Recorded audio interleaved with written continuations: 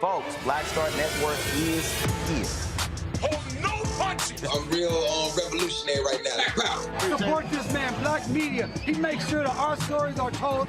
Thank you for being the voice of Black America, Roland. Stay black. I love y'all. All momentum we have now, we have to keep this going. The video looks phenomenal. See, there's a difference between Black Star Network and Black-owned media and something like CNN. You can't be Black-owned media and be scared. It's time to be smart.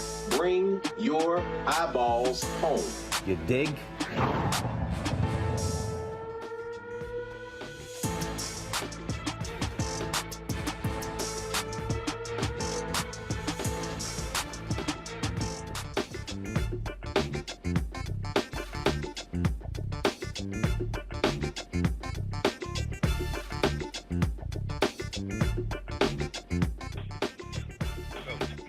Today is Tuesday, October 25th, 2022. Coming up on Roland Martin Unfiltered, streaming live on the Black Star Network. I'm back in Swainsboro, Georgia, where we have, of course, focusing on the critical midterm elections. 8 days in, massive turnout in Georgia. More than 1 million people have already voted early. Republicans are already saying, see, we voter suppression, but they're still lying. So we will, of course, talk about that and talk to some folks here about what they're doing to drive turnout in this city, but also in this county and in this region. We'll also talk with the mother of the young black man shot and killed in Mississippi. They still are demanding answers from police as to what happened to Jaylen Lewis. That is the 5th officer-involved shooting by the state police force created by Governor Tate Reeves a larger law enforcement presence in the predominantly black capital city of Jackson, Mississippi. A Russian court has rejected the appeal of WNBA star Brittney Griner. She will begin a 9-year prison term in that country. Also, two right-wing political operatives, they have pleaded guilty to making robocalls to dissuade black folks from voting. Again, they targeted Michigan as well. Folks, we're going to talk about that and much more. It's time to bring the funk. I'm Roland Martin Unfiltered, the Black Star Network here in Georgia. Let's go. He's got it. Whatever the miss, he's on it. Whatever it is, he's got the scoop, the fact, the find. And when it breaks, he's right on time and it's rolling. Best believe he's knowing. Putting it down from sports to news to politics. With entertainment just for kicks, he's rolling. It's on go, roll, y'all. It's rolling Martin, yeah. Rolling with rolling now. He's funk, he's fresh, he's real, the best, you know he's rolling Martin now.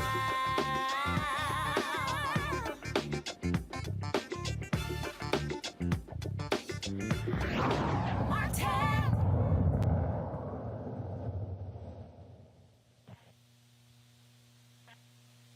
All right, folks, we are here in Swainsboro, Georgia, again for the second time the last couple of weeks, covering and focusing on what's happening here in this state for the upcoming election. Crucial races in Georgia, Pennsylvania, North Carolina, Wisconsin.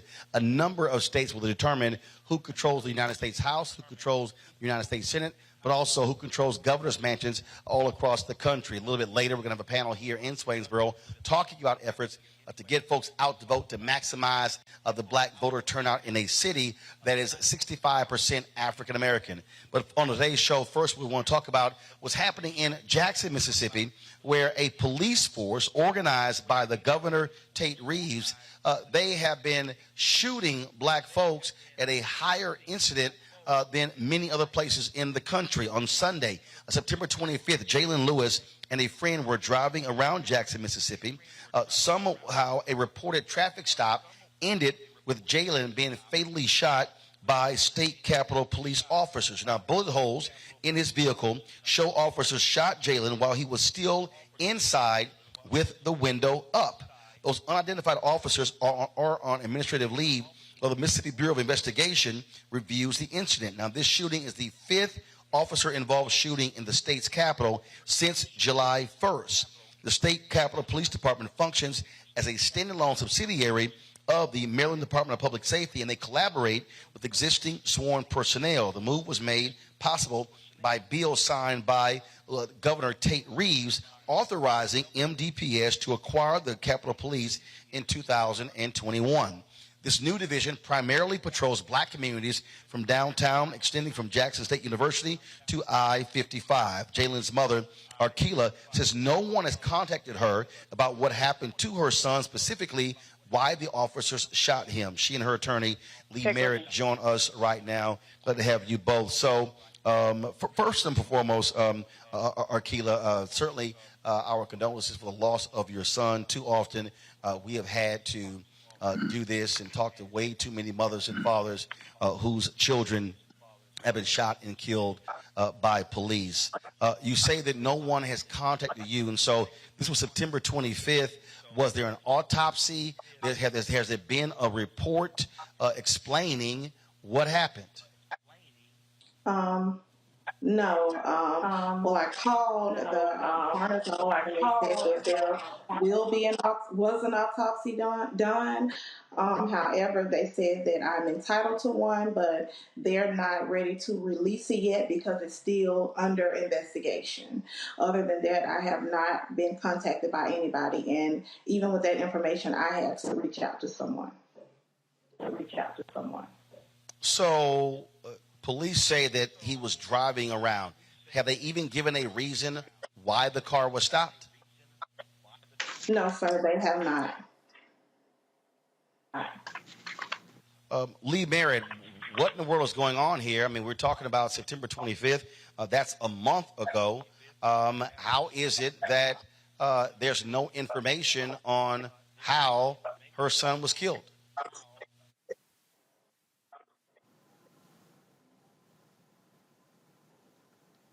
Hello?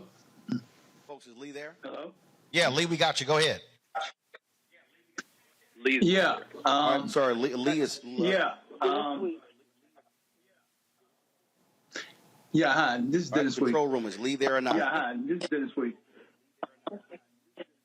The MBI, Mississippi Bureau of Investigations, they do the investigation, and they have said that they haven't had any results yet. They haven't turned over any report yet.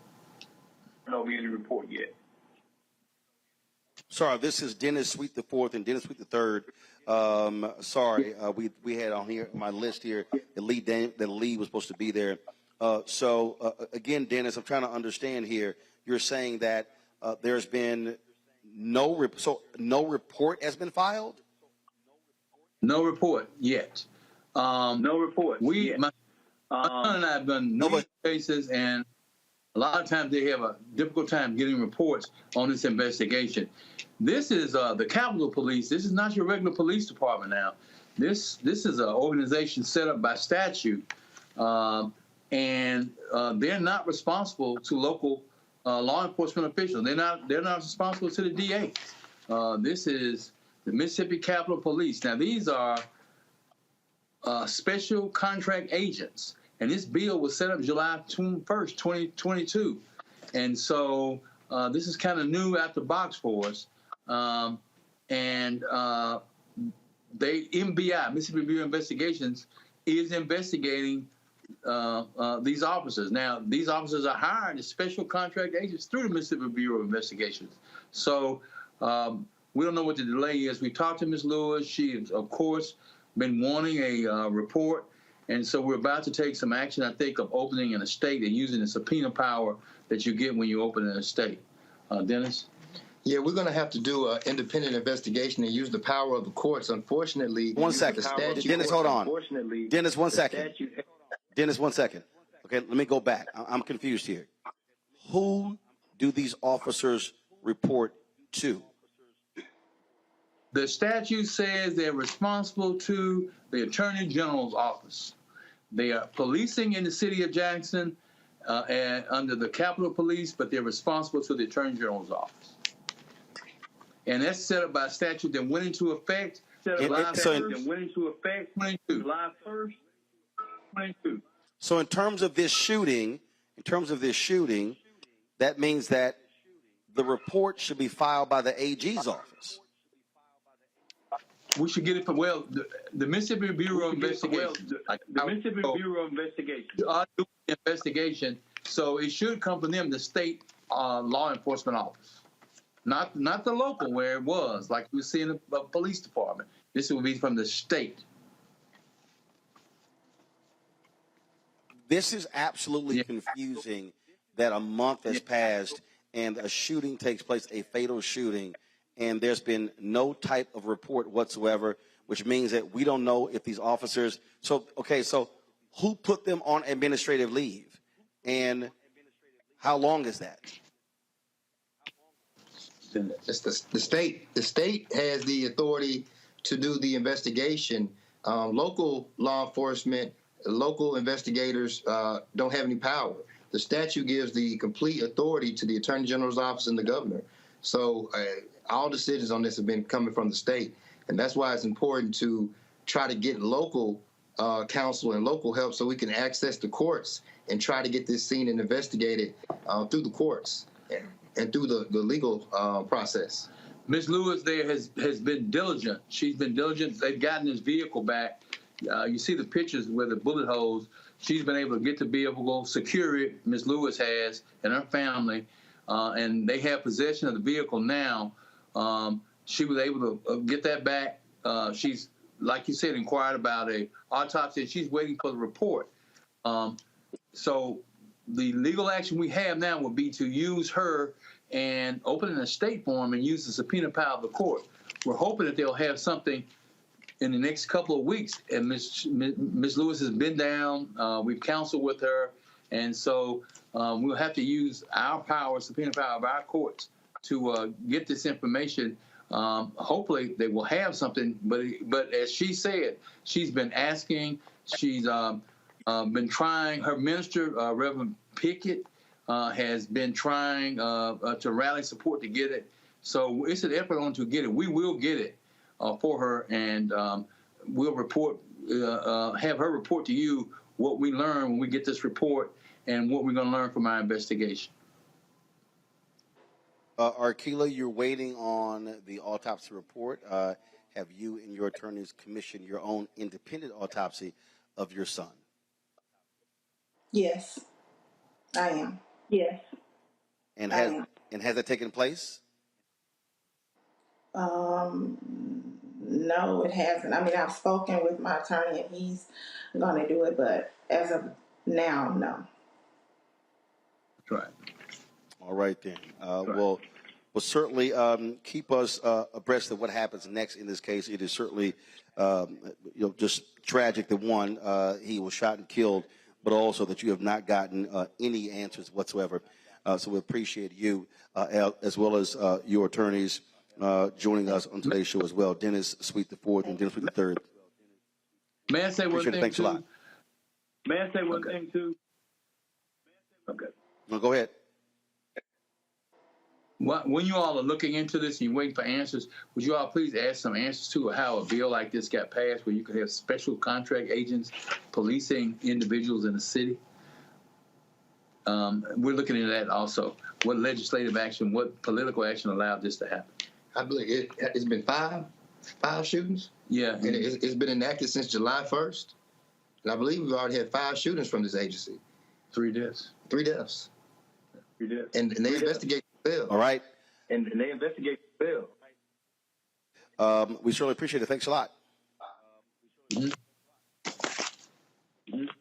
Folks, we reach out to the Mississippi Legislative Black Caucus, the Mississippi Black Caucus of local elected officials, and the Mississippi Bureau of Investigation, the Capitol Police, and several Jackson, Mississippi Police Council members. We only got one response from a council member who said he had not heard about Jaylen's shooting. I want to bring up my panel right now. Xavier Pope, host of Suit Up News, owner of the Pope Law Firm. Brianna Cartwright, political strategist. Randy Bryant, diversity and inclusion strategist, speaker, trainer, and writer. Xavier, I want to start with you. We have seen examples similar to this in Cincinnati. They allow for the University of Cincinnati Police Force to actually go into the community there when they're pursuing someone. There was a shooting that took place beforehand, and we've sort of seen this in places also where you have these state capitals, where you also have these majority black cities. But this is strange, and you would think that if you've had 5 police-involved shootings since July, you have a serious problem with these contractors who the state is hiring to police there in Jackson, Mississippi, a predominantly black city. Yeah, Roland, I think that's a huge problem. But the other part of this is this creates a huge bureaucracy about how to hold the police accountable here. Because if they're deputized by the Attorney General's office, you ask correctly who actually gave the suspension if they're going to be investigated by the state body of police. And so this creates an additional barriers to be able to submit FOIA requests, to be able to determine the process, gathering information, to be able to truly hold accountable who actually who's done what's happened, and then also to be able to bring civil suits and to be able to further bring accountable any agency involved. Brianna. Yeah, so this is a very sad situation, and I hope that the fact that for a month nothing has been stated to the mother is not understandable at all. I do not know the processes of it, but it's definitely way over time, and hopefully some things get sorted out soon. Again, we often see where you have these red states where they want to intercede in the power of local government, but there's no way in the world anyone can defend 5 police-involved shootings since July and not think there's a fundamental problem there with the state police in Jackson, Mississippi. And it definitely seems that there are red states that are majority Black. You know, Jackson, Mississippi is almost 85% African American. And it seems that these are the areas that you're seeing these kind of side policing going on of our people. Just this week, a study came out that said that Mississippi is the most dangerous state in America right now. And I think people would be surprised by that. And Jackson specifically, the most dangerous city. And it's because of cases like this that are, you know, where people are allowed to go unchecked. And there's almost like this private policing of Black people going on. And so it's quite scary. Indeed it is, and so we're certainly going to try to get more answers from this. Got to go to a break. We come back. I want to talk about early voting taking place all across the country. I want to talk about what we're seeing in a lot of these places as we do a countdown. We are literally 14 days away from November 8th, Election Day, but early voting is taking place right now, so we'll talk about that. Other news when we come back. Roland Martin Unfiltered on the Black Star Network, broadcasting live from Swainsboro, Georgia. Don't forget, folks, if you're watching on Instagram, YouTube, Facebook, hit the like button, hit the share button. We also want to see your comments as well. It's not that hard. It's free to simply click the button. Also, download the Black Star Network app. You can see this show, all shows live, the other 5 shows that we have on Apple phone, Android phone, Apple TV, Android TV, Roku, Amazon Fire TV, Xbox One, Samsung Smart TV. You, of course, can also join our Bring the Funk fan club. Your dollars make it possible for us to cover the kind of stores all across the country. Checks and money orders go to P.O. Box 57196, Washington, D.C. 20037-0196. Cash App, $RM Unfiltered. PayPal is R Martin Unfiltered. Venmo is RM Unfiltered. Zelle is Roland at RolandSMartin.com. Roland at RolandMartinUnfiltered.com. And get your copy of my book, White Fear, How the Browning of America is Making White Folks Lose Their Minds. All bookstores, Ben Bella Books, IndieBound, Books A Million, Target.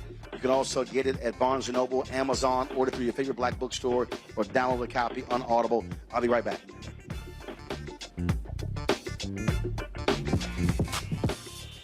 When we invest in ourselves, our glow, our vision, our vibe, we all shine. Together, we are Black beyond measure. This is our time. Our moment to move forward, beyond the gun violence, the hospital closures, the unaffordable housing. Brian Kemp's Georgia for the wealthiest few. Stacey Abrams is looking out for every Georgian. She'll invest our $6 billion surplus in the fundamentals, education, healthcare, housing, and a good living, putting more money in your pocket to build one Georgia where everyone has the freedom to thrive. When we invest in ourselves, we all shine. Together, we are Black beyond measure. You know what's on the ballot. It's not just legislation and policies we believe in. It's democracy. Our democracy. There's a choice on the ballot between freedom and fear, between cruelty and compassion, between chaos and community, between voting or violence. And the end of rights generations have fought for. The extremists have a plan, a roadmap for a nation where your voice is silenced and your vote is a memory, where they count their votes and cast ours aside. That's why this year, this fight, this vote is so important. Register, engage, volunteer, fight back against the disinformation and despair, and most of all, vote, because your vote is all that stands between our future and theirs. Libraries empower the community with education. Liberia Economic Development Initiative, LEDI, is hosting the International Life Changers Awards and Liberia's bicentennial to celebrate LEDI building the country's first modern public library and technology center. Join event host Roland Martin. Our honorees, Reverend Dr. Jamal Bryant, Zernona Clayton, Thomas Dorch Jr., Dana Lupton, Dr. Tammy Graysteele, on October 29th at the CNN Center, Atlanta. There are no public libraries in Liberia, but together we can change that. Get tickets at ledinow.org. Pull up a chair, take your seat. The Black Tape with me, Dr. Greg Carr, Here on the Black Star Network, every week we'll take a deeper dive into the world we're living in. Join the conversation only on the Black Star Network. Hello, I'm Bishop T.D. Jakes. Hi, y'all doing? It's your favorite funny girl, Amanda Seals. Hi, I'm Anthony Brown from Anthony Brown and Group Therapy. What up, Lana Well, and you are watching Roland Martin Unfiltered.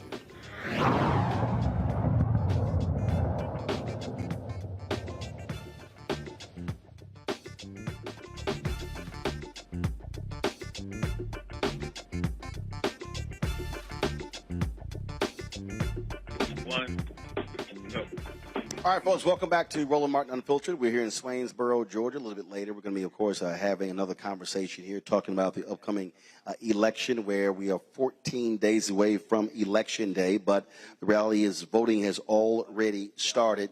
A lot of major things happened last night in Florida. You had, of course, the debate between former Congressman Charlie Crist, former governor as well, against Governor Ron DeSantis. Tonight, big debate happening in Pennsylvania. Lieutenant Governor John Fetterman will be making his first statewide appearance since suffering a stroke. He'll be going against, of course, Mehmet Oz, who is running on the Republican side. So a lot of eyes will be on that race. That race has also shrunk in terms of the polls. And I want to talk to my panel about that, this whole idea of polls. And so there are a lot of people, Brianna, right now, they get fixated on polling. And there are people who literally are watching it every single day, every single hour. And what I keep telling folks is there's not a single poll where anyone ever got elected, but you're guaranteed to lose a race if you don't focus on turning people out. And that's really what it boils down to, turning people out to the polls. And so this right now is about ground game. I don't even think if you're a voter right now, I don't believe you have people out there who are undecided. I think what you really have right now, Brianna, are people who are not undecided as to who they will vote for. They're undecided as to if they're going to vote. So it's really about a hard ground game, knocking on doors, making phone calls, sending text messages, having person-to-person contact that will determine turnout in this election. Absolutely. Obama did it perfectly, organizing 101, making sure people get out the vote. It's now October 25th, so a lot of people, it's too late to mail in the ballot. It should be dropped off in the ballot boxes. But, you know, there's a huge amount of people who are still holding on to their ballot. They have a ballot, but they didn't turn it in. It's not too late. It's not too late. It's not too late, Brianna, depending upon your state. It's not too late. So, for instance, in Texas, early voting just started on yesterday. And so if you can't actually get to the you can't get to the ballot box, you can request. You got until Friday to actually get that application in. So it's not too late, depending upon where you live, to request a mail-in ballot and then to get it in. Go ahead. Correct, to request it and to get it in. However, I was saying in the sense of mail has been slow, so physically mailing it in is more risky versus taking your ballot and submitting it to the clerk's office or one of the drop boxes. But yes, different states changes. Florida, you can still, like I said, take it to the drop box. Michigan, online signing up for your ballot. Yesterday was the deadline.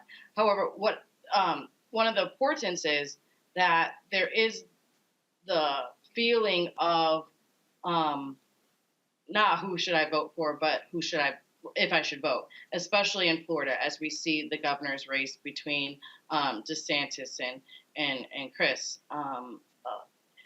Chris was formerly a governor. Some people remember that. And DeSantis has not been serving Florida. So some people have the feeling of not wanting to vote because they don't see that there's going to be change. However, we see plenty of things in ways that, especially in minority communities, we're being blocked to vote. And so it does matter. And it's just driving that conversation, having those one-on-one conversations at people's doors, at the supermarkets, but really driving people out to vote. Georgia, I'm currently in Georgia right now, and it's hitting already 2018 numbers. So we are seeing a lot of excitement and voting in Georgia, and hopefully that continues, and hopefully they've actually far exceeded. Brianna, they've actually far exceeded 2018, and they've exceeded 2018 numbers by 159%. They've exceeded 2020 numbers by 20%. So, and last night we had the conversation. We were in Statesboro.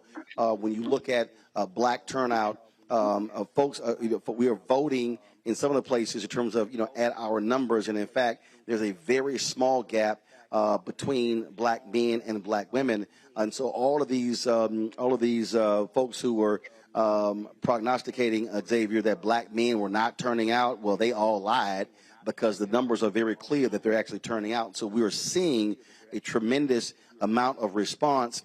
And now we're tracking what's happening in these other states like North Carolina, like you have there in Texas as well. Some places like Alabama, they don't have early voting. But again, that's what we're also looking at, Xavier, again, that, and this is what I keep saying, all of the people who spend their time paying attention to mainstream media, they care about process. This is why you must talk to black-owned media, because we were not freaking out about black men turning out. Roland, I think black people know what's at stake. And black men specifically know what's at stake. Because you just started out the show with a young black male being shot and killed. We know this is the reality in this country. And to discount black people not knowing the conditions that we are facing and the fascist white nationalists take over to take us back decades, we understand what's there. And I think this station is coming for a rude awakening, seeing on some of these early turnout numbers that black people are here to save this republic once again. Randy, we're seeing also the intimidation going on. There's drama happening in Arizona where you have these white militants dressed in fatigues, carrying guns, bulletproof vests, who are fixated on a ballot drop box. In fact, there have been standoffs there. In fact, there's going to be a court hearing tomorrow in federal court dealing with the voter intimidation case. That's going to be at 1 p.m. Arizona time, seeking a temporary restraining order against those individuals. And what I have been warning folks, and again, especially African Americans who are choosing to ignore or sit out this election, to understand what is happening on the right. They are angry that Donald Trump lost. He has unleashed these evil forces across this country. And now what you're seeing is you're now seeing armed individuals who are literally intimidating folks. And this is not going to be just one case. You're also seeing folks challenging voters for no reason whatsoever in places like Georgia, because the law was changed to allow anyone to challenge a voter based upon literally nothing. And so these are all intimidation tactics that too often are specifically targeting black folks and brown folks. Right. And if ever we had a question of how important it is that we get out there and vote, we should see what Republicans are doing to stop us from doing it. We should recognize the power that we have. I mean, already more than 9 million Americans have done early voting in this midterm, which is beautiful. And the majority of those being Democrats from what they're saying, right? They don't want that to happen. Red state conservatives do not want that to happen. They're doing everything in their power to intimidate us, from having us arrested to creating lies that, this information can show up on our credit reports, be used against us. And it's simply not true. Do not be intimidated. Do not back down. Absolutely exercise your right to vote, because we see how much it matters. I think most of us know that, but go and call and remind your relatives, your friends, strangers in the grocery store that, that we do have the right to vote and not to be intimidated. And I am glad that people are filming what these conservatives, what these thugs are doing to people as they're trying to vote early and exercise their rights, so that we can follow up on this criminal activity. I'm going to keep hitting this thing, Brianna. That is, we have to begin to have different conversations. When you look at young voters 18 to 40, the numbers are simply abysmal in early voting. in early voting. Again, I showed last night in North Carolina of the folks who voted early, first day, 55% of them were 65 years or older. And then as you go down between the ages of 18 and 40, they represented only about 12% of the total number of votes cast. And so millennials and Gen Zs represent the largest potential, first of all, the largest group of Americans. And so if they want to talk about how do you change politics, then they got to vote. You listen to these people who complain that Joe Biden is 78 years old. Well, guess what? If you don't vote and boomers vote, shut the hell up. They're the ones who are turning out. I mean, so that's why it drives me crazy when I hear people who complain about who votes, and I'm going, well, if you don't, be quiet. We've had this conversation back and forth.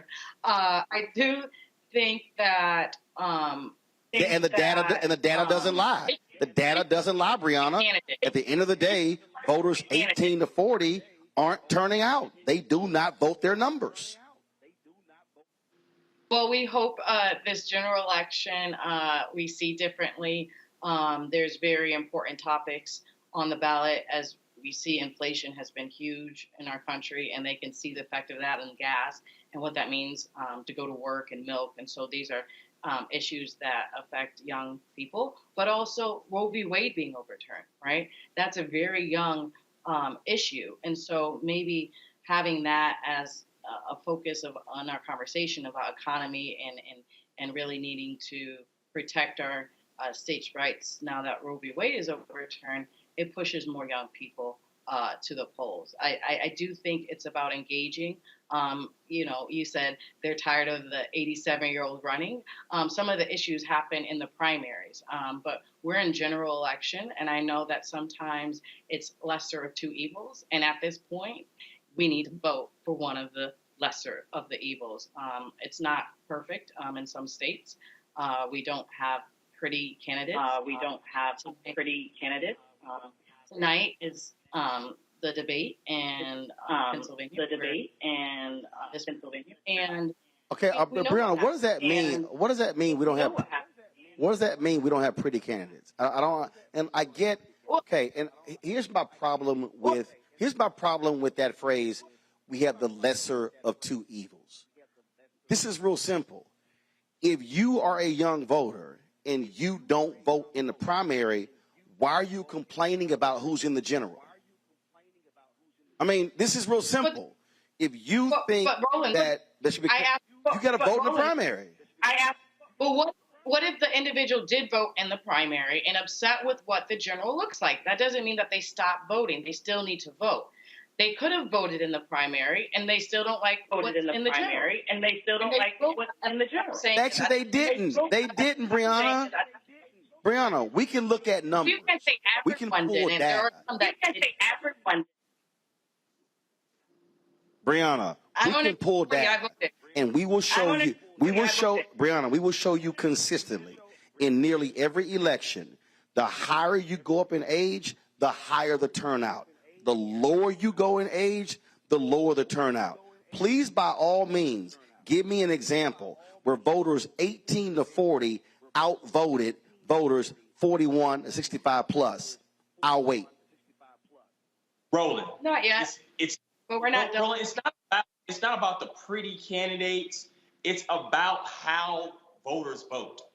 It's clear as day. Now, we saw the higher voter turnout rate in terms of mail-in ballots, in terms of drop boxes, and that swing towards Democrats. And you saw the Republicans' efforts to curtail that. And that's how a lot of young people vote, and also restricting voting on certain college campuses. And so if you make it easier for young people to vote, if you can TikTok your vote in, Democrats are winning hands down. And so we have to focus on making it easier to vote for young people. It's clear as day that's how they engage with the political process. But older people, they want to be sure they get their vote in, so they're going to vote in more traditional ways. That's just pretty much how people vote, and how we're able to address making it easier to connect with those that are younger and how to vote and get part of the process. The thing that gets me again is, and first of all, control room, please working as YouTube folks say there's an echo, so let me know what's going on there. All I'm simply trying to say is this here. I think we have to literally have real frank conversations, and that is this here. You cannot talk about being a young voter and you complain that older people are making all the decisions if, one, young folks don't run, two, if they then don't vote in primaries, three, don't vote in general elections. The reality, and the reason I hate that lesser of two evils comparison is because the reality is somebody is going to win. One person is going to win either way. And so you have to make a decision that of the two people who are running, then who likely, one, is going to support the issues that I care about, or two, who do I have a better shot at actually being able to talk to and hear from out of the two candidates? Because somebody's going to win. And whoever wins is going to be determining policy. Now, I can sit here and yell lesser of two evils and why do I have to pick between bad choices? Well, because you have to. Because one of the two are going to win. And that, to me, is what we actually have to be willing to look somebody in the eye and tell them and be honest about that, listen, if you sit out, that is just as worse as you actually voting a wrong way, because again, you're sitting out of the process. Numbers simply don't lie. And when I pull up these numbers, Randy, when I look at city elections, when I look at some areas where a city council member was elected with 100 votes in an area with 1,000+ voters, that's 10% of the eligible voters voted. But trust me, you got more than 10% of people who whine and complain about something. I think, honestly, that younger voters feel ambivalent. I feel that they don't feel connected to the process or they have any sort of control. And that's what needs to happen, is that we need to show them how this process actually affects them. I think they see politics and voting and honestly the entire government as something that is so incredibly distant from them. They have nothing to do with it, and they are more focused on what their lives are, and they're not understanding it. What their lives are and what their possibilities of their lives can be is dependent on voting. And who is really speaking to them? I mean, if I were speaking, for instance, to my sons, who attend Hampton University, I mean, they know they must vote, or that there would be repercussions. But who can relate to them? Are there people that they listen to who are putting the emphasis on the importance of voting and connecting what matters to them getting out and voting? And I think that's the issue. I would love to see the push that we see from many of our, stars, people they look at really talk about voting and make it make sense, make the connections for them. I think that would be extremely powerful. Or I would also say to folks, learn to mobilize and organize yourselves, so then you're not depending on somebody else to actually do it for you. That also is important. I got to go to a break. We come back. We're going to continue this conversation about what has happened in the midterm elections, issues that we care about, was at the top of the ballot. We'll talk about that next. We'll also have Black and Missing when we come back as well. You're watching Roland Martin Unfiltered, broadcasting live from Swainsboro, Georgia, right here on the Black Star Network. Back in a moment. When we invest in ourselves, we all shine. Together, we are Black beyond measure. This is our time. Our moment to move forward, beyond the gun violence, the hospital closures, the unaffordable housing. Brian Kemp's Georgia for the wealthiest few. Stacey Abrams is looking out for every Georgian. She'll invest our $6 billion surplus in the fundamentals: education, healthcare, housing, and a good living. Putting more money in your pocket to build one Georgia where everyone has the freedom to thrive.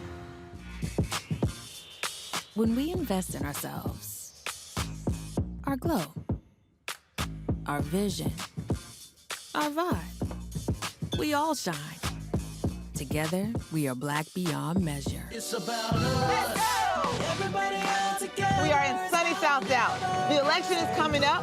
It's super important that folks know who they are voting for, but more importantly, what they are voting for. Y'all, we got the free shirts and free lunch right over here. Freedom is our birthright. No matter what we're up against, we're sending a message in Dallas and Texas and in this country. We won't back down. That's what this bus tour is all about. The housing cost is one of the most capitalized areas that we have found. People who are marginalized, that are brown and black, we are suffering the most, and I think that we have the biggest vote and the biggest impact in this election. I'm voting for affordable housing, for sure. We should not be paying the cost of a utility failure because our elected officials are too proud to say we need help. I know that we can bring out our people to vote. It's a part of our birthright. It's a part of our heritage, and surely it's a part of our present and a part of our future. That's right. That's what's up. And we won't black down. Forward that message to 5 friends, because in that message, it's got links to how to get registered, how to check your registration status. Like I said, 2:30 we'll start rendezvousing right here on this street. I am voting to let our voice be heard in the rural communities that, hey, we are people too. There are things that we need. Free shirts, free food, and lots of power. We are in Longview, Texas, where Black Voters Matter, 365. Whatever type of oppression a white supremacist throws our way, we will not black down. We are in relentless pursuit of liberation of our people. Freedom is liberation for black bodies and black communities to make economic change through political power. Freedom is choice. We won't black down. We won't black down. We won't black down. We won't black down. We won't black down. We won't black down. On the next Get Wealthy with me, Deborah Owens, America's Wealth Coach, Black women are starting businesses at the fastest rate than any other segment. However, finding the funding to build them is challenging. On our next Get Wealthy, we're going to talk with author Catherine Finney, who wrote the book, Build the Damn Thing. And she's going to be sharing exactly what we need to do to achieve success in spite of the odds. As an entrepreneur of color, it's first, building your personal advisory board. I think that's one of the things that's helped me the most. The personal advisory board of the people who are in the business of you personally, and want to see you succeed. That's right here on Get Wealthy, only on Black Star Network. Pull up a chair, take your seat at the Black Table with me, Dr. Greg Carr, here on the Black Star Network. Every week, we'll take a deeper dive into the world we're living in. Join the conversation only on the Black Star Network. Carl Payne pretended to be Roland Martin. Holla! You are watching Roland Martin, and I'm on his show today, and it's, what, huh? You should have some cue cards. Hey, what's up, y'all? It's your boy, Jacob Lattimore, and you're now watching Roland Martin right now.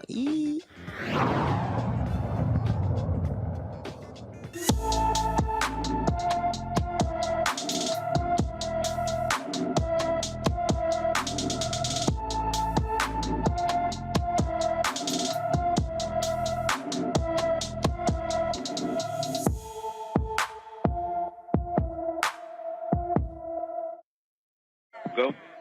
Folks, Jordan Clark was last seen in St. Joseph, Missouri on September 3rd, 2022. The 24-year-old, 5 feet 6 inches tall, weighs 140 pounds with brown hair, brown eyes. She has an elephant tattoo on her arm and pierced dimples. Anyone with information about Jordan Clark should call the St. Joseph, Missouri Police Department at 816-271-4777, 816-271-4777.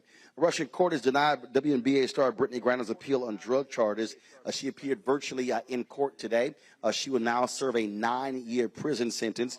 Negotiations continue to actually get her back. She's been there more than 6 months after she was arrested with cannabis items in her luggage when she went to Moscow to play for Russian for Russian Basketball League. State Department spokesman Ned Price made a public statement earlier in the month that securing the release of Brittney Griner and Paul Whelan remains a priority for the Biden administration. Two conservative activists pled guilty to a multi-state 2020 election robocall scheme today in Cuyahoga County Common Pleas Court. It's in Cleveland. Jacob Warhol of L.A. and Jack Berkman of Virginia both pled guilty to one count of telecommunications fraud. They made 67,000 illegal robocalls in Midwestern states with election misinformation. The fraudulent calls told recipients their personal information will be sent to law enforcement, debt collectors, and be forced to get vaccinations if they voted by mail. The campaign led the Federal Communications Commission to seek a record-breaking $5 million fine against Warhol and Berkman. New York and Michigan are currently pursuing separate charges against the two for robocalls made to those states. They face up to a year in prison. And so isn't it interesting, Randy, that we hear all these conservatives talk about voter fraud and there's no voter suppression when here you have two prominent conservative activists who are fully engaged in spreading misinformation. And I keep saying that one of the things that we are most susceptible to, that kind of misinformation being targeted by Republicans and their operatives.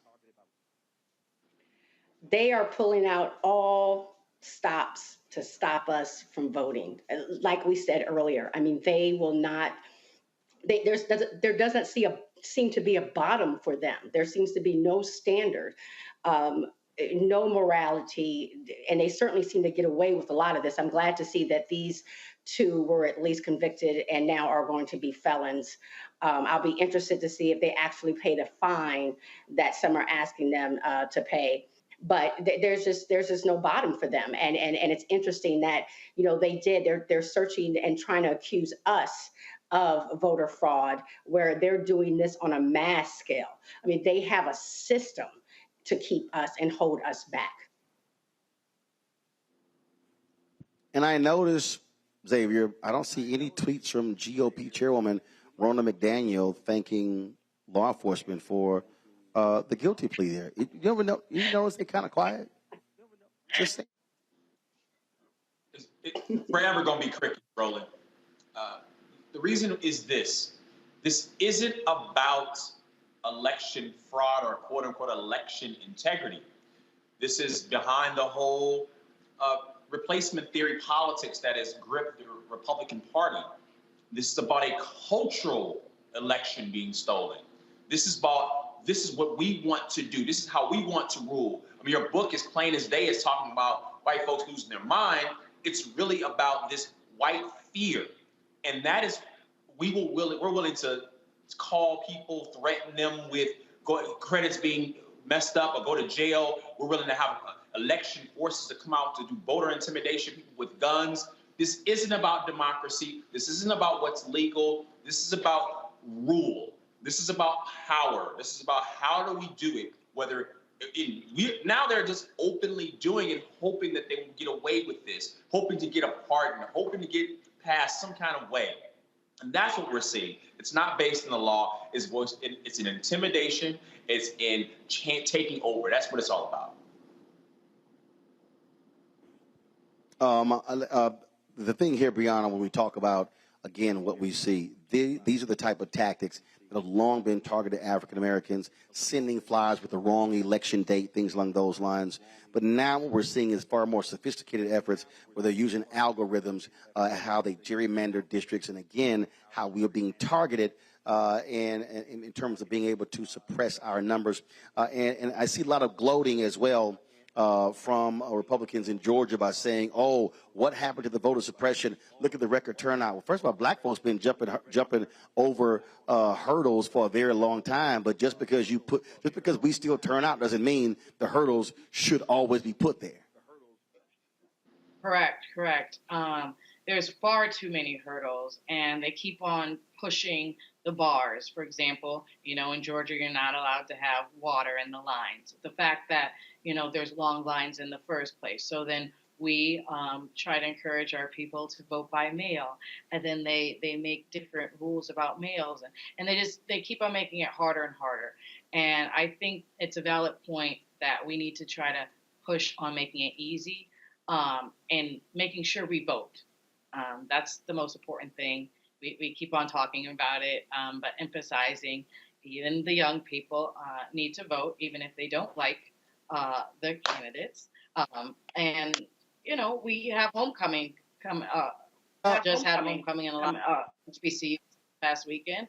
We have a lot of trunk or treats coming up in churches. That's a great way to make sure that people know the right information. The sad part is it was they used all that money, and robocalls used to be a technique that campaigns would be able to use to spread information and names, and they were able to take that and use it against. So they're taking a lot of the strategies that help to get the right information out, the right candidates, and destabilizing us to not be able to use it for good. It's now being used for evil. So we have to reinvent different ways that we're connecting to the community to make sure that they get out to vote. All right, then. Brianna, Randy, and Xavier, we certainly appreciate it. Thanks a bunch for joining us on today's panel, folks. When I come back for this break, we have our conversation here in Swainsboro, Georgia, talking about election in this state, talking about turnout also in this city. And I got to pose the question to the folks assembled here. How in the hell are we in a city that's 65% black and they never had a black mayor? I need somebody to answer that question when we come back. You're watching Roland Martin Unfiltered on the Black Star Network. Be sure to download the Black Star Network app, available on all platforms: Apple phone, Android phone, Apple TV, Android TV, Roku, Amazon Fire TV, Xbox One. You can also support Samsung Smart TV as well. You can also support our show. Join our Bring the Funk fan club. Every dollar you give goes to support the show. P.O. Box 57196, Washington, D.C. 20037-0196. Cash App, $RM Unfiltered. PayPal is R Martin Unfiltered. Venmo is RM Unfiltered. Zelle is Roland@RolandSMartin.com. Roland@RolandMartinUnfiltered.com. And you can also get my book, White Fear, How the Browning of America is Making White Folks Lose Their Minds. Available at bookstores everywhere. Amazon, Barnes & Noble. Order through your favorite black bookstore. You can also, of course, download it on Audible. We'll be right back. When we invest in ourselves, we all shine. Together, we are black beyond measure. This is our time. Our moment to move forward, beyond the gun violence, the hospital closures, the unaffordable housing. Brian Kemp's Georgia for the wealthiest few. Stacey Abrams is looking out for every Georgian. She'll invest our $6 billion surplus in the fundamentals: education, healthcare, housing, and a good living. Putting more money in your pocket to build one Georgia where everyone has the freedom to thrive. When we invest in ourselves, we're investing in what's next for all of us. Growing, creating, making moves that move us all forward. Together, we are black beyond measure. I am on screen, and I am representing what a black man is to the entire world that's gonna see this. And this might be the only black man, a representation of a black man that they see. Right. So I am responsible, right, for how they see black men. And it's my responsibility to, if I am not playing an upstanding, honorable, someone with a strong principle and moral core, to make sure that this character is so specific, right, that it is him, not black men. And I wish that more actors would realize how important their position is as an actor of color, playing people of color on screen. Because there are people that see us all over the world in these different images that we portray, and not everyone knows black people to know, yes, that's not all.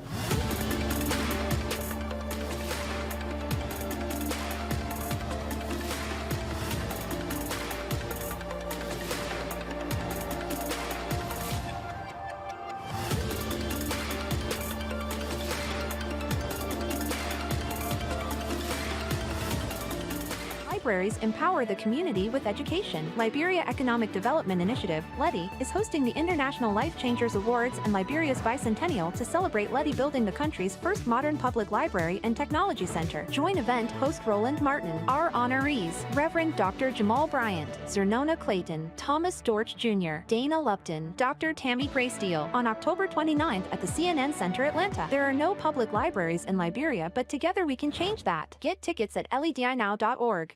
Hey, what's up? This is Marlon Wayans. No, it's not Keenan. No, or as some of y'all say, Clignon. No, it's not Damien. It's really, it's not Damien because I do not have a bald head. It's one of the Wayans. It's not Winans because they have been coming up to go, hey, how you doing? I love the Winans. There's no BB and no CC in this family. There's Kiki and Damon. So I am one of them Wayans brothers, or as you may want to call fraternity population. There's the Chinese, and then there's the Wayans. There's so many of us. 7 Wayanses was born during this drop. So you are watching my man Roland Martin, who really is swagged out. I want to give a big shout out to my man Roland Martin because he inspired the generation. He's the one that got Al Sharpton in the gym doing selfies. He got and Reverend Al was like, oh, I see Roland trying to look like he got a little 2-pack. I'm going to get him one better. He's the one that got Al doing the one-handed almost push-up on the desk. So Roland Martin is the inspiration behind that. So be sure to tune in and watch. Roland Martin, Unfiltered.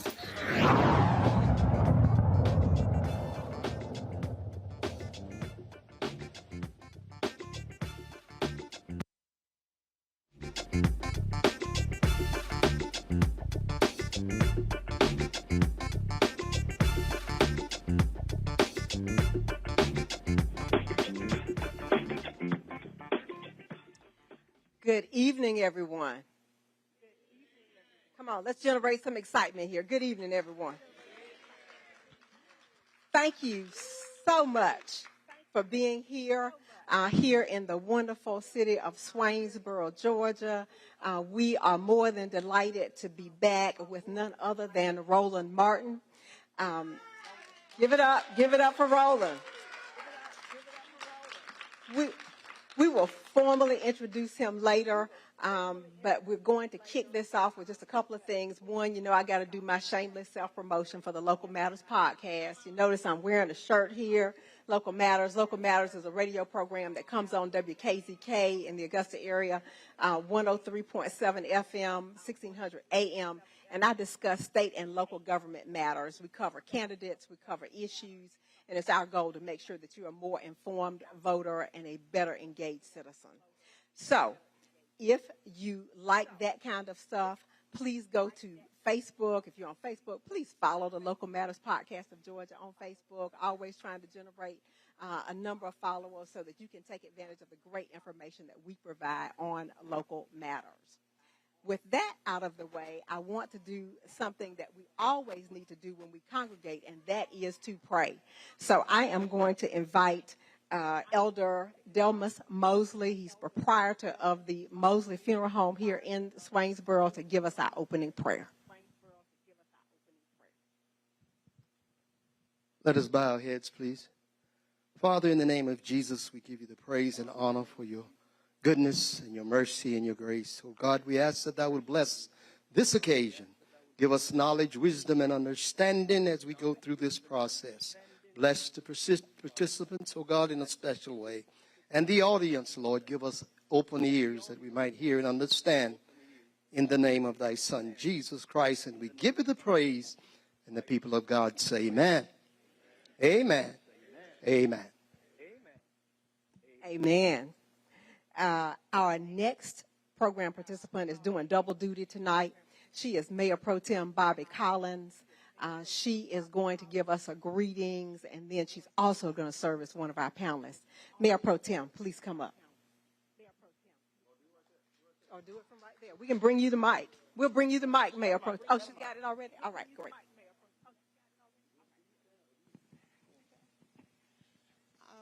I would just like to say good afternoon, good evening to everyone. And anytime, we just happy to see all of you that came. We, in behalf of our Honorable Mayor, Greg Bennett, and the entire City Council, we welcome you to the city of Swainsboro. We thank Mr. Martin, Mr. Roland Martin, for coming. And welcome back again. And to our distinguished panel, you're welcome. We're happy to have you here to be with us in Swainsboro. So with a warm welcome, I say to each of you that made the huge effort to join us tonight, thank you for coming. Welcome to Swainsboro, and do come again.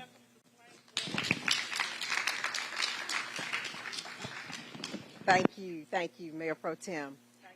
Before we get started with our panel discussion, we have somebody who has driven all the way from Atlanta, Georgia, to be in Swainsboro tonight, and that is one of our candidates for the office of Georgia Insurance Commissioner. She was successful in winning the Democratic primary for that office, which means that she has earned the privilege of running in November for that office. Here she is. Now our first names are spelled the same. I'm Janice. She's Janice. Miss Janice Laws Robinson, please come on up. Good evening, Swainsboro. How are you this evening? Wow, this is lovely. Thank y'all so much for coming out. Thank you, Mr. Roland Martin, for this amazing opportunity and occasion for being here. Hello, everyone, my friends over there on the panel. I'm telling you, my friend Al Houston, where is Al? Hey, Al. Al's been working on getting me here for a while since the primary. I was here in 2018. So many of you may remember I was the 2018 Democratic nominee as well. So I was here in Swainsboro, and I'm grateful to be here again. Thank you, Al. Thank you, everyone, for this wonderful opportunity. So I am Janice Laws Robinson, and I am your next insurance commissioner for our great state of Georgia. Let me hear you if you are ready for me to be your next insurance commissioner for Georgia. All right. Show me your hands if you already voted early. Woo! Amazing. Show your hand. Keep your hands up if you already voted for me to be your next insurance commissioner. All right, wonderful. So I'm not going to be long, but I wanted to make sure I made my way here to Swainsboro to show my face, because I know you guys are here working hard to get Democrats elected up and down the ballot, working hard for me to be your next insurance commissioner. So I just wanted to come out, say thank you for your votes. Thank you for your support in 2018 to make me your nominee. You will remember that in 2018, I came within 3 percentage points of winning. I got almost 2 million votes. My race and Stacey Abrams' race for governor were the last 2 races to be called. It was that close. And so the person that won my race for insurance commissioner lasted about 6 months and is currently sitting in federal prison. So we have, the current governor has appointed an insurance commissioner. And under his watch, we've continued to see our rates, auto insurance rates, climb through the roof. Our home insurance rates climb through the roof. And insurance companies continue to take advantage of the most vulnerable among us. And so I'm committed to this fight. I'm not new to this. I'm true to this. I've been working with Georgia families just like you for more than 2 decades, working to protect you and your family and to keep premiums in your pocket, not the big insurance companies. And so when I stepped up to run in 2018 is because I was tired of watching everyday Georgians struggle to make these premiums and to watch to see claims get denied left and right. Your policies get canceled because you've had a claim. All of these issues that just happen every day, and we don't have a voice. We don't have anyone at the state level standing up for us and fighting for us and holding these insurance companies accountable. So if you're ready for change, I know you already voted, so I'm preaching to the choir. I'm asking you to tell your friends, your family, If you're tired of overpaying for car insurance, if you're tired of overpaying for home insurance, if you're tired of not having access to quality, affordable health insurance, quality, affordable health care, if you're ready to see an insurance commission that's going to work with Governor Abrams to expand Medicaid, you've got to vote for Janice Laws Robinson.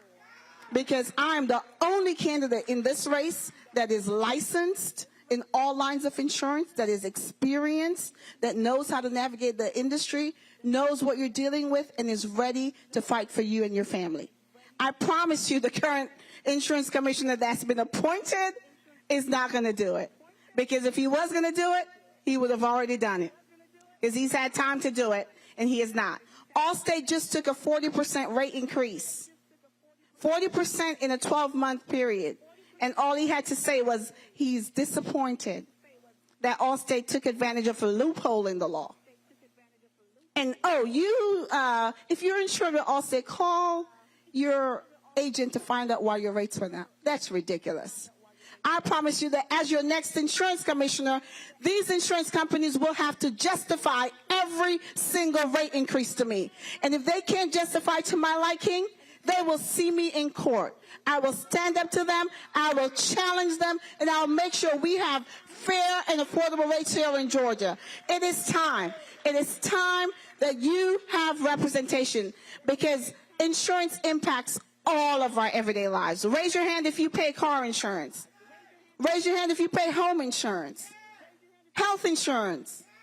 Exactly. You get the point. So it impacts all of us. And this office typically just flies under the radar and goes unnoticed. But I've been calling attention to this race since 2018. We did well. We had a very narrow loss. So this time, we are committed to crossing the finish line. And I know that with your support and your votes, we're going to get it done. We're going to send Senator Warnock back to Washington. We're going to elect Stacey Abrams as governor. And we're going to elect Janice Laws Robinson for insurance commissioner, and Democrats up and down the ballot, because this is our year. This is our time. I'm ready to do it. I know you're ready. So let's get it done. Thank you so much. Janice Laws Robinson, your next insurance commissioner. Thank you so much.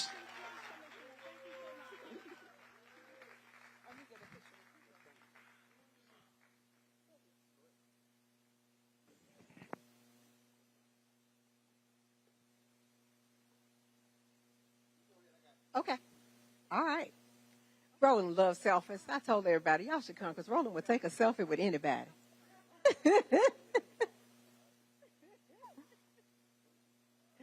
All right. Thank you so much. Again, that was Janice Laws Robinson, Democratic candidate for insurance commissioner in the state of Georgia. All right. It is now time for me to introduce our esteemed panel. A couple of these folks actually were with us a few weeks ago when we did this before, and we were asked, or they were asked to come back again this time around. So we appreciate them giving of their time and energy to come back to Swainsboro for this important discussion. The first panelist I want to introduce, I'll try to get them in order. This is someone that is no stranger to anyone in Augusta, Georgia. He is State Senator Harold Jones II. He was elected to the Senate in 2014. He represents the 22nd senatorial district in Georgia, which includes most of Richmond County, to include my house. So he's my state senator. Senator Jones serves as the Democratic whip. He is also secretary of the Ethics Committee and has served on the Economic Development and Senate Rules Committees. In 2004, he was elected as the first African-American Solicitor General for Richmond County. In 2008, he was reelected to that office. As Solicitor General, Senator Jones handled misdemeanor crimes and strived to balance representation of the state with advocacy for victims and to maintain policies that apply standards of fairness and equality for all concerned. Senator Jones earned his bachelor's degree from the South Carolina State University in 1991 and he also is a graduate of the North Carolina Central University Law School. He is also a former adjunct professor at Georgia Military College, Payne College, and Voorhees College. Thank you so much, Senator Jones, for being here.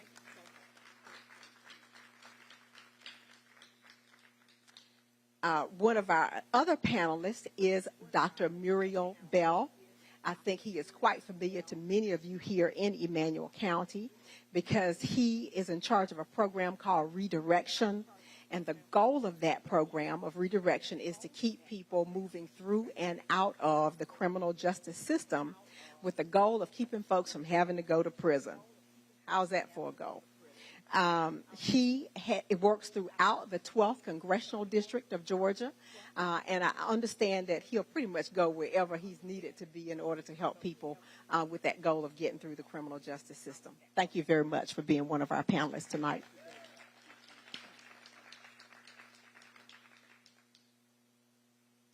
Our next panelist is State Senator David Lucas Sr.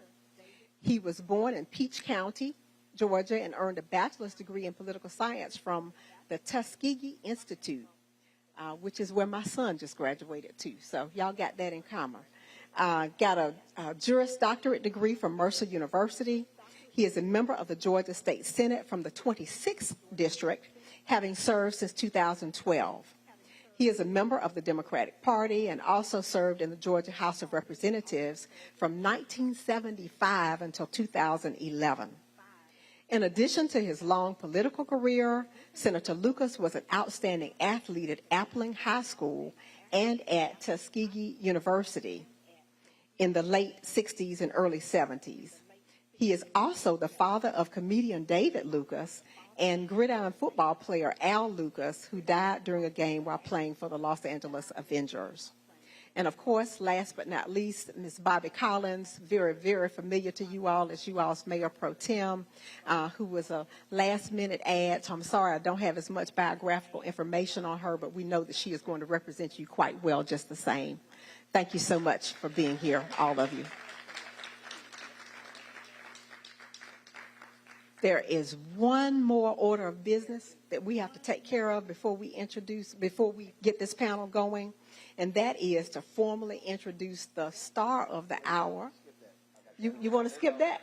You want to skip that? But your frat brothers back here want to introduce you. Okay. Okay. All right. You ain't got to introduce me. That's a big old sign. They can Google me. That's just a waste of time. Let's get right to the conversation. We ain't got to do all that. You don't know me, Google me, you'll just read it. Don't worry about it. I got a long bio. Go to RolandSMartin.com. All right, here's the deal. 2 weeks left. 2 weeks left. The question I have for y'all, anyone can jump in here and answer. How is the mobilization effort, organization effort going here to drive people? Are you looking at the numbers every day? Are you studying them, seeing where people are to get them to vote early as opposed to waiting for Election Day? Anybody? Yeah, I think the mobilization efforts right now are going pretty well. We had an issue. We had to actually open up another precinct in Augusta to make sure that we dealt with lines that were actually forming our one precinct for early voting. So now we'll actually have a couple more open. But, of course, the numbers themselves kind of show that the early voting mobilization as far as Democrats are concerned is there. But it's actually a three-pronged battle. Number one is the absentees, which is there. Of course, early voting, but we also have to remember to continue to mobilize for Election Day, too, because you have persons who are going to still be voting on Election Day. And if you look at it, we've been winning the absentees almost 50-50 as far as early voting is concerned, but we have not necessarily won the Election Day over the last few elections. So it does not end just because the numbers look good now. We have to continue to make sure we go forward. So on the absentee ballot part, I mean, obviously, folks have requested them. But what is being done to remind them what is happening? I mean, are you using media? Is there text messaging going on? Are you phone banking? Reminding people what's happening there? Chasing ballots. That's basically what you call it, is chasing ballots. So whether you actually go to door to persons that the absentees actually been sent out, but also at the same time, as you mentioned, text messaging now is a little bit more familiar than actually doing the robocalls. That actually has been more successful. So you have two ways to chase ballots. Actually more than that, but the two that I'm seeing is actually physically going, if you have a good team to do that. And we found that a lot of organizations are doing that, actually knocking on the door and say, hey, we know you receive your ballot. And then the other aspect of it is also text messaging to remind persons to get it in. Anyone else? Yeah, Martin. In Macon, Georgia, we are up 20% in early voting. And we've been knocking on doors, but I've been making phone calls and I've been driving folks to the poll. The most amazing thing is when I go get them, the conversation is, you mean tell me my senator come to take me to the poll to vote? I say, I sure am. Make sure you vote for me. Well, at least they know who you are. That's important. Anybody else? Yes, I think we, here in Swainsboro, we have different civic organizations that's been done. They did a voter drive, and after that, I think there have been signs erected and campaigning for the candidates, urging our citizens to vote. And I think that I too personally have been urging the importance of voting. I did an announcement to my church congregation, where I serve as clerk. But and then too, I think Facebook has been doing a whole lot, and people have been texting and that type of thing. We're also trying to do a push of making sure on election day that people have a ride to vote, getting out to vote. Some people don't have a ride, don't know how to get there. Encourage the churches and other people to make sure that you contact whoever need to get to the polls to vote. So church vans and etc. Other organizations trying to get together to make sure everyone has the opportunity to get out and to vote by any means necessary. So I often talk about data, and I'm always looking at numbers. And when I look at, obviously with early voting, I talked about this a little bit earlier, you see obviously older voters who are turning out. And so do you have, last time I was here, you had some students who were here as well. I mean, are you seeing activism that's specifically targeting young voters in this city, in this county, in this region, to get them out to the polls? What I'm actually seeing is that the push is to reach the younger voters, even some of those that are just being registered to vote, is to encourage them, to try to show them that their vote matters. One of the number one thing is to explain them the importance of them voting, the importance and the policies, things that they don't like. You want them changed, you got to get out and vote. So there's a push to reach the younger voters, to change their mindset on what they believe, that they vote do not count. So we are trying to reach them in their own language, in other words, meet them where they're at, and to just get them to understand things better. Yeah, and I would actually say the same thing. For instance, in our county, we actually are having a rally tomorrow, which will kind of help with that. And also, our chairman actually is in his 20s as far as the local Democratic Party is concerned, and he also has been kind of spearheading that. But certainly, we can always do better. But I think also from a statewide perspective, when he's talking about from a Democratic perspective, I am seeing some things, especially more so in the metro area, metro Atlanta area, trying to reach out to that area. But of course, it's always a difficult task. It ain't easy. Yeah, and earlier today, I had a conversation with a brother who owns a barbershop here, and he was talking about that one of the issues also that he's experienced here, the number of individuals who are of age, but they've been incarcerated. And he said, look, you may say you got 65% black population here, but what's the percentage of people who are eligible to vote as well? He said, that's one of the issues, because he said he just got his. He said he was got his first felony conviction when he was 14 and just got his right to vote just 3 years ago. And so when you think about that, that's also part of the deal. So when we're having these conversations with young folks, especially young brothers, the actions that they take early in life is going to have an impact on whether they can now vote on those issues later. Well, and also what had just happened here in this particular district, coming up even in November, and we just had one in Toombs County throughout this 12th district, is that we are offering something what we call the expungement. People that have a record to come in the DA office and the sheriff office along with the clerk and sitting down with them, and those that come in and say, hey, if you got a record, we're going to help you get it expunged. This is coming to Emmanuel County next month. We're pushing it hard through the DA office, but at the same time, they got to understand that once they have a criminal record, there's what they call the early out now. A lot of people don't know that you already have an early out. Go back, make sure you pull it up, research it, see what you got to do in order to get your record sponged or get your record sealed. There's a process. So we're in the process now throughout the circuit to make sure that everyone has that opportunity to where they will have their voting rights back. Gotcha. All right, folks, I'm going to go to a quick break. When we come back, we're going to continue the conversation. But I do want to talk about organizing and mobilizing. I want to talk about organizing here in this area as well beyond the election, because obviously so much focus is on that. Certainly, we would love to see Senator Raphael Warnock reelected for a full 6-year term. Love to see Stacey Abrams become the next governor. But what a lot of people have to understand is what needs to happen after the election, even if the candidates that we like don't win. And that, to me, is also a huge problem that I think we have in black communities all across the country. You're watching Roland Martin Unfiltered, broadcasting live from Swainsboro, Georgia, the Black Star Network. Back in a moment.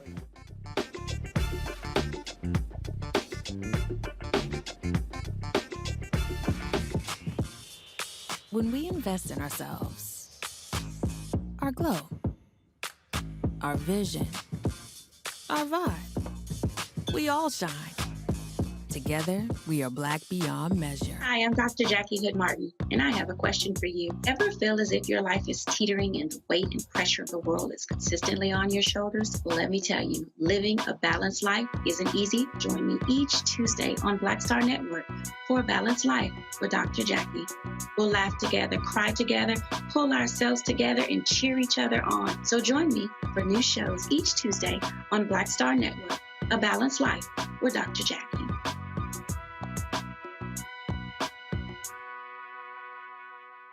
When we invest in ourselves, we all shine. Together, we are black beyond measure. You know what's on the ballot. It's not just legislation and policies we believe in. It's democracy. Our democracy. There's a choice on the ballot between freedom and fear, between cruelty and compassion, between chaos and community, between voting or violence. And the end of rights generations have fought for. The extremists have a plan, a roadmap for a nation where your voice is silenced and your vote is a memory, where they count their votes and cast ours aside. That's why this year, this fight, this vote is so important. Register, engage, volunteer, fight back against the disinformation and despair, and most of all, vote, because your vote is all that stands between our future and theirs.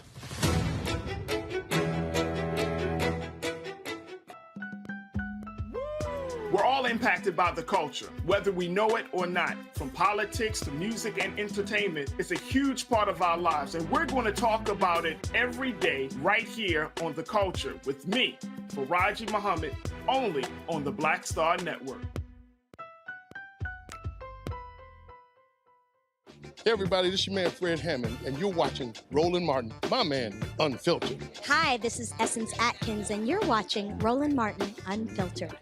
Hey, yo, Peace World, what's going on? It's the Love King of R&B, Raheem Devon, and you're watching Roland Martin Unfiltered. Hi, my name is Brescia Webb, and you're watching Roland Martin Unfiltered. And, well, I like a nice filter usually, but we can be unfiltered. What's going on? This is Tobias Trevelyan. And if you're ready, you are listening to and you are watching Roland Martin Unfiltered. What's up? I'm Lance Gross, and you're watching Roland Martin Unfiltered. Hi, this is Cheryl Lee Ralph, and you are watching Roland Martin Unfiltered. I mean, could it be any other way? Really? It's Roland Martin.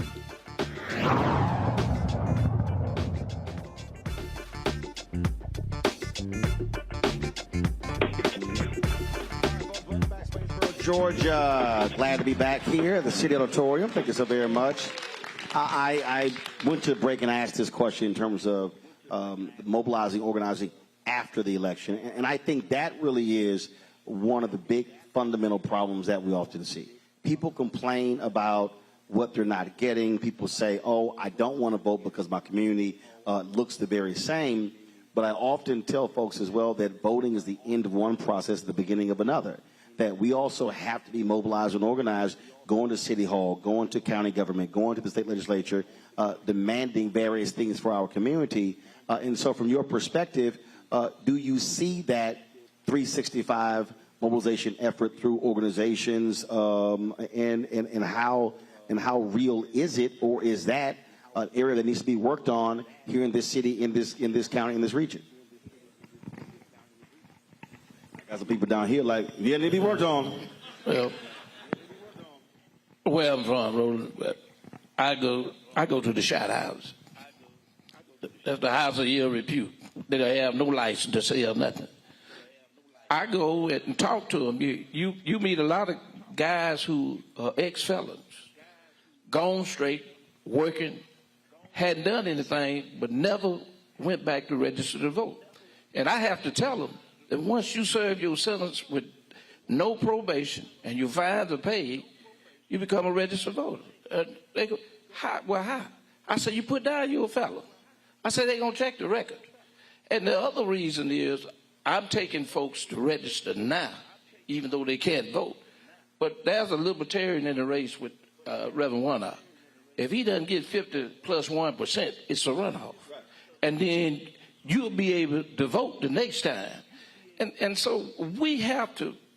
Now, if you register, because did they also change the law that because of after 2020 that you can't register after for the runoff after election day? No. You can register now today. Right. Even though voting going on, you can't vote in the November 8th. But if you register now, if there's a runoff, you'll be able to vote in the runoff. That's okay, right. Gotcha. I think we need to do better after the voting has happened, after the ones have elected here in the surrounding counties, to get the message out, to educate people, not wait until it's time to vote. Again, we need to mobilize now. We need to plan now. I think we need to do a better planning and start now, even after the election. Let's go ahead and set plans in order. It definitely need to be done. Emmanuel County, throughout this whole district, I think we definitely need that. So you have two things going on. Number one is that I think we bought into the lie, as far as the public is concerned, that voting doesn't matter. And the fact of the matter is, I tell people all the time, legislation is being passed. It's just not legislation that you like. But understand, we're passing laws all the time. That's not even an issue when somebody says it doesn't matter. We're passing laws all the time. Secondly, though, I think we as elected officials, we have to be more open as far as actually presenting the bills that we're doing to directly help our community. One of the big issues that I've really been, about being a former prosecutor, that I'm really into is the drug war, because it has just been such a travesty that was impacted on our community. Persons don't realize, and you may kind of know this, but President Obama actually changed the crack and cocaine discrepancy, but he really didn't go out and sell it. So here was something that directly really impacted the African American community, but we, even as a party, we really didn't go out and say, look at what has just happened. This is important. To some extent, I think we try to hide those things that maybe disproportionately help African Americans, and we say we've done them, but we don't really go out and actually promote it. And I think whether we're passing that particular legislation or promoting legislation that really is attractive to our community, we've got to do a better job. We can't hide and say that we're not trying to do things that disproportionately affect our community. We have to be open about that, because the other side is very open about what they're trying to do. And I think we have to be very open and say, this is something that really is for us. It affects everyone, but this is something that really will impact our community, and not be afraid that somebody will come back and use it against us later on. That's, I think, one of the things we can do. Well, I think that the first thing, one of the that's very important, is to have more unity in the community. Now, you have to be able to reach out to one another, and that's just something that we don't do. For whatever reason, you have a group here that have ideas, and maybe on the other side of town and whatever, but that we will not work together.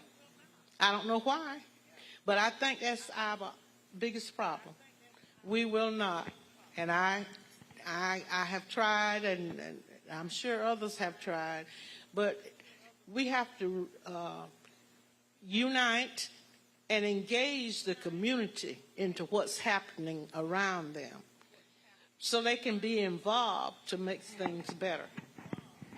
Roland, one thing we see in the community, we're talking about younger voters, people that have criminal records that will not go out and vote. Well, you got to understand one thing that happened in our district, which would make some of those that have had records fearful about going back, is the recidivism. And when you look at an individual, they say 3 strikes, you're out. Well, in our court system, what you actually will find is if you got a record in 1988 and something comes up in 2008, they go back and pull the 88 and bring it up, and that's 2 strikes. If you've done anything different in between that, no matter how many years it has been, they bring it back up in the court system, and guess what? You got 3 strikes. I really believe that something like that we need to educate our people on and talk with them about to give them a better understanding. Look, you don't want a period of time, you don't have a record. Hey, let's go ahead and begin to work on this where you'll be able to vote. Get your record sponged, before anything else happens. You never know what may happen tomorrow. So I'm a firm believer that we need to work on those things. See, the reason I raise that question in terms about mobilization and organization, because when we had the conversation earlier today in the barbershop, I was absolutely shocked when they said that, I asked the question, racial makeup of Swainsboro, and they said 65%. And they said, there's never been a black mayor in this city. And I immediately thought about Ferguson, after Michael Brown was killed. Ferguson, Missouri, 67% African American, and they never had a black mayor. I think they had just gotten the first black city council member. And my deal is, that's nuts. That's absolutely crazy. And then I went and looked at the vote total. So you had an election in November. The mayor won here with 858 votes. How in the hell can you have a city that's 65% black and you never elect an African-American mayor? To me, that points to a lack of mobilization, organization first, and then mobilization to understand black power. Atlanta is what it is because black folks in Atlanta organized and mobilized, and that's how folks have been elected, and that's how they've been able to actually maintain power. I can show you other examples as well. And I just think in a number of smaller rural cities across the country, Mississippi and Alabama and other places, the exact same thing has happened. We're not taking advantage of our numbers to maximize power. So what is it going to require for that to happen here? Easy to answer that. Let me answer that question for you. One thing that we must do, and it's something that was brought up earlier, and you brought this up. If you got someone in office that's not willing to do what they need to do for your community and for you, put them out. Get them out. Go ahead and vote them out. Have them replaced. Don't be afraid to vote them out, no matter who they are. Just because we got the same skin color don't mean that we can't vote them out. So if we begin to work on that and we begin to do that and let people know that, look, this is what we stand for, this is what we want you to do. You are an elected official, and if you are elected, you can get unelected. And if we do that and work together, we can change the dynamics of everything.